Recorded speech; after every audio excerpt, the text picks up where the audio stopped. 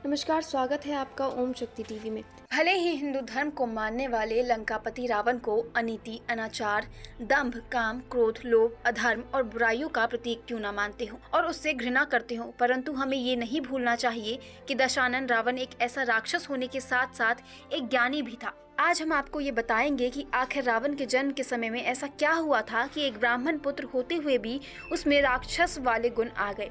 रामायण हिंदू धर्म का एक पवित्र ग्रंथ माना जाता है, जिसमें प्रभु श्री राम का संपूर्ण वर्णन किया जाता है और प्रभु श्री राम के जीवन लीला में रावण का खासा महत्व है। रामायण को देखने से ऐसा लगता है जैसे रावण के बिना इस ग्रंथ की रचना अधूरी रह जाती। ये तो हम सभी जानते हैं कि रावण सोने की लंका का राजा हुआ करता था, परंतु हिंदू धर्म के कई ग्रंथों में रावण के जन्म से संबंधित कई कथाओं का वर्णन मिलता है। वाल्मीकि रामायण के अनुसार रावण पुलत्स्य मुनि के पुत्र महर्षि विश्वा और राक्षसी कैकसी का पुत्र था। वाल्मीकि रामायण के उत्तराखंड में वर्णित कथा के अनुसार पौराणिक काल में माली, सुमाली और मलेवन नाम के अत्यंत क्रूर दैत्य भाई हुआ करते थे।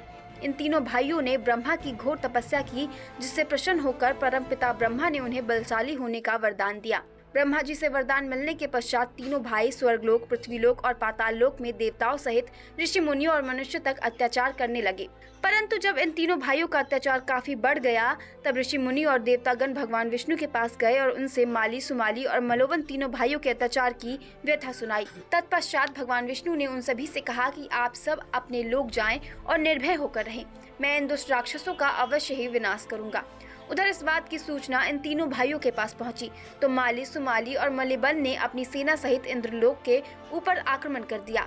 इसके बाद भगवान विष्णु इंद्रलोक आकर राक्षसों का नरसंहार करने लगे।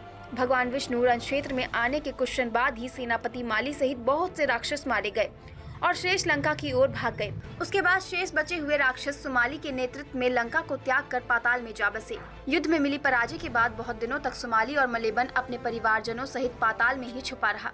एक दिन सुमाली पृथ्वी लोक घूमने आया, जहाँ उसने कुबेर को देखा, परंतु देवताओं के भय के कारण वो वापस पाताल लोक चला गया।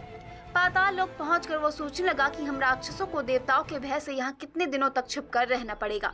ऐसा कौन सा उपाय किया जाए जिससे देवताओं पर विजय प्राप्त किया जा सके।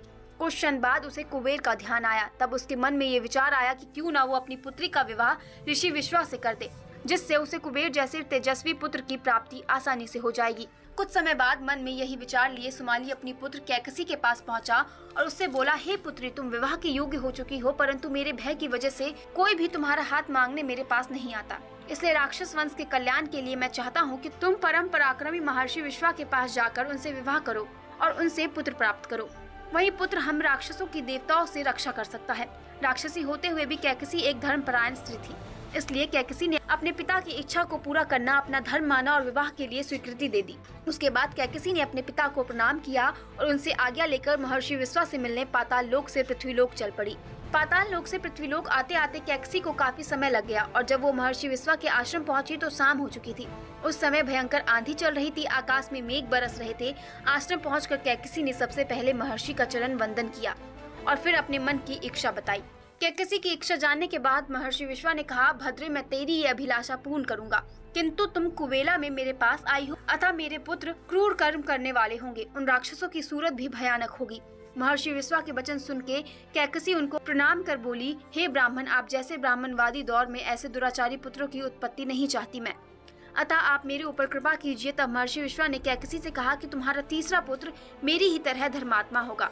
उसके बाद दिन व दिन कैकसी ने बड़ा भयंकर और विभत्स राक्षस रूपी पुत्र को जन्म दिया, जिसके 10 सिर थे। उसके शरीर का रंग काला और आकार पहाड़ के समान था। इसलिए महर्षि विश्वा ने कैकसी के सबसे बड़े पुत्र का नाम दशग्रीव रखा, जो बाद में रावण के नाम से तीनों लोकों में जाना गया। उसके बाद कैकसी के गर्भ में कुंभकर्ण का जन्म हुआ। उसके समान लंबा चौड़ा दूसरा कोई प्राणी नहीं था। उसके बाद बुरी सूरत की शूर्पणखा उत्पन्न हुई। सबके पीछे कैकसी के सबसे छोटे पूर्ण धर्मात्मा विभीषण ने जन्म लिया। ऐसी ही खबरों के लिए जुड़े रहे हमारे साथ और देखते रहे ओम शक्ति टीवी। साथ ही like, subscribe, share and comment करना बिल्कुल ना भूलें। धन्यवाद।